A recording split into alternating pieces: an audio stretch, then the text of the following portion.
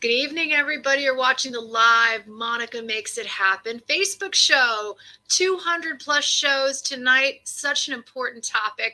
So many of us have friends, family, or maybe we are feeling sick. And I know we've been talking about it. I hate to say it, but it's the triple-demic. What is that about? A lot of people are feeling ill, not just COVID, but the flu, and then something called RSV. So it's kind of scary for some of us, but we have a doctor. You know how we do it here at Pix 11. We love to have a doctor live answering your questions, and we're so lucky to have Dr. Sara Siddiqui. Doctor, you have been a regular on our show so many times, and so many people just respond to you and love you, and we trust you. So it's great to have you live tonight. Thanks for being here. Oh, thank you so much, Monica, for having me. I'm very happy to be here. We try to keep our parents calm. So that's what I do in the office. And that's why I come on the shows, because I really think it's important to try to remain calm, but tell people when they need to come into the office and when they need to speak to us. So I'm always happy to be here. Almost immediately, if you're watching, please drop a question. We have producers watching right now, so we can answer your questions live. And that's what I love about this. If we help one family tonight, that's what we're all about. But first off, what is the triple-demic? The three things that we need to worry about, and what is RSV? So RSV, we can start with that one. It's actually the first one of the triple viral illnesses. We are seeing many viral illnesses right now, but RSV, also called respiratory syncytial virus, is a virus that's been around for a long, long time, and pediatricians have been dealing with it for a long time. But the last couple of years, we haven't seen as much of the RSV, and we are seeing it a little bit earlier this year. And we do get particularly worried about it because it is something that can infect everyone, but some children under age 6 months especially can get severely ill. And so we do worry about that one.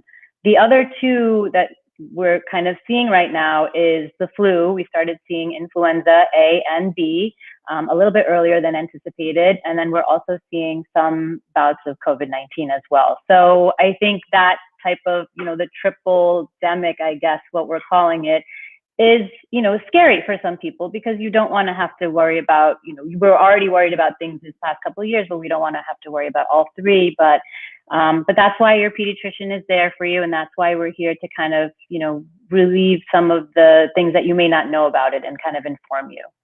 Get right into the viewer comments. Everybody's watching. Linda, Amanda, Marcia, everybody's watching. Linda Aversa is saying it's scary. Keep children warm and cover them with hats and jackets. Keep a distance from any child that's sick. Good advice there, Linda. Amanda Holder says, my baby girl has a respiratory infection right now. We're so sorry to hear that, Amanda. For the fourth time, last time was almost pneumonia. It's so bad if your kids attend daycares. Please keep them home when sick. That is true. And Marcia Garcia says, my babies had RSV already, and it's hard to see your child fighting through it, especially in the hospital. And that's what the hardest part about RSV is, that it's really hitting our children. Is it on the rise this year? Tell us, all three, are they on the rise? So we are seeing RSV is something that we usually see from beginning October to March. That's usually the classic RSV season. It is a respiratory virus, and it is usually like a late fall, early winter virus. This year, however, we did start seeing it as early as July and August. And when we started seeing it that early, we were concerned that this was going to mean there was going to be a spike a little bit earlier in the year. And that's now we're kind of, I feel, at the peak of the incidence at this time, because it really seems that every child we're seeing in the office either has RSV or another respiratory viral illness. And, it is something it's a bit more than what we usually see this time of year. What Marcia says too, as a mom, you watch your children suffering, and it's so hard to watch that. And Josie has a question: can RSV affect people with upper respiratory problems or only kids? Good question, Josie.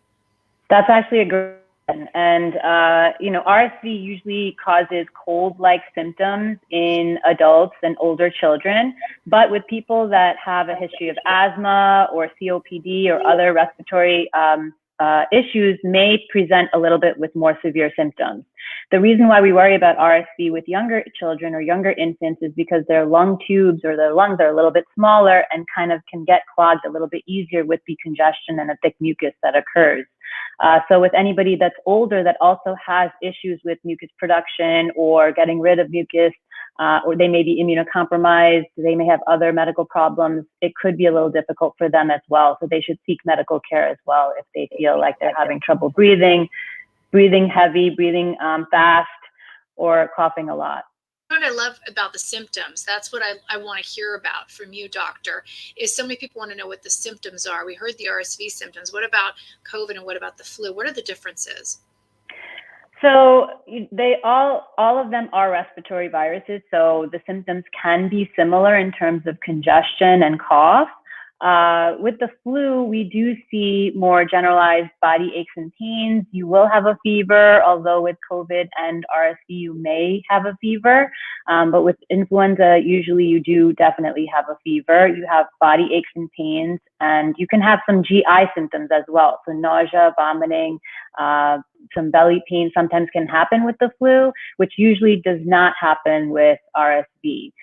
With COVID, we have seen many different presentations. One of the mainstays is still that loss of taste and smell that we can see, but you can, of course, have body aches and pains. You can have that cough and congestion. You can have a fever. So, of course, anytime we see the kids in the office, we try to diagnose right there. We try to do maybe a respiratory panel or a swab that can help us and to guide us. But of course, we want to make sure that we treat the symptoms and we give supportive care as best as possible. We talked about the problems. Let's talk about the solutions. If you're just joining us now, the triple-demic is what they're calling it now. Solutions. I love that Salvador, who's watching, says make sure you wash your hands regularly and put that mask on in crowded areas. Very good, Salvador, right, doctor? Well, one of the main things that I try to say, tell as many people as I can, is to really continue your precautions. Those include hand hygiene. So please teach your children and you yourself, wash your hands as much as you can, especially prior to eating or drinking. Try to tell your children to avoid touching their eyes and their nose and their mouth, especially if they're not feeling well or if they have some nasal congestion, to really avoid touching their nose and their mouth. And also to just really make sure, even continue to either cough in your arm. We used to have that all the time where you want to cough into that arm. And of course, stay home when you're sick. So if you have a fever, you really do want to stay home, keep your child at home and recover, and then send them back to school. And Josie says, thank you for the answer. We really appreciate our viewers asking these questions. And I have to say COVID. Frankie, we have to bring up COVID. Frankie Charles wants to know, what about COVID? Is it still a concern? Should we get another booster? So we do, of course, recommend that COVID is still around. So we do ask that you get your COVID boosters or your initial vaccines if and when you're eligible for them, and you want to speak to your pediatrician or your doctor about that. We also are encouraging, and health officials also encourage all New Yorkers and everyone to get their flu vaccine. Every year there's a new flu vaccine that's available, and currently we have it out. It's eligible for all children 6 months and up, and we always advise for everyone to get that when they can. You do want to feel closer to optimal health. Of course, if you have a mild cough and congestion, you can still get it, but you really don't want to get the flu vaccine if you're actively sick or actively have a fever. And of course, you want to speak to your pediatrician regarding that. RSV? Is there an RSV? So that's a very good question. So RSV currently does not have a vaccine. They are working on something, and I'm sure after this season we might be hearing more about that. But right now, what we do have is something that we give to avoid RSV. It's a injection that's given to premature babies that were born early, and they get it's called RSV immunoglobulin. And basically we inject it once a month, every 28 days, to very small babies that may be higher risk for RSV and higher risk of getting sick. And that helps them to fight it off and prevent severe disease in those infants. And I just want to say, Yasmin just brought up a really good point. I clean those cell phones because, again, touching their cell phones. That's such a good point. Thank you, Yasmin, for that. Thanksgiving is coming up. Precautions. What's the best thing we can do with, Thanksgiving? We're all getting together again. Yes, and I can't wait. But of course, what I tell my families is that to really make sure that you try to wash your hands a lot. Try to avoid large gatherings if you can. Keep those windows open if possible. Ventilation is still something that can prevent everyone else from getting sick. If there are people at your gathering that may not be feeling well, keeping some windows open if it's not too cold out will help. Making sure that you clean those surfaces nicely, washing your hands, really increasing our immune health by getting proper rest, making sure you're taking your vitamin C and other vitamins, and making sure that you're getting proper sleep and exercise. All these things do help our immune system, and that can also ultimately help us to fight off disease as well. And, Yasmin knows because she has her own story and she's sharing it with us on Facebook. I want people to share with us, ask your questions. We're always there. But doctor, that was incredible. And I have to tell you, we need this because Thanksgiving is just around the corner. And I feel like what I really got from you this evening is that we have to be on high alert again. We have to make sure we wash our hands like we were before when the pandemic first started, and not to let our guards down because it's so important to stay healthy, not just for ourselves, but for our neighbors, for our families, for people around us. And Doctor gave us so many great tips, and I really appreciate you. Come back on our Facebook show again.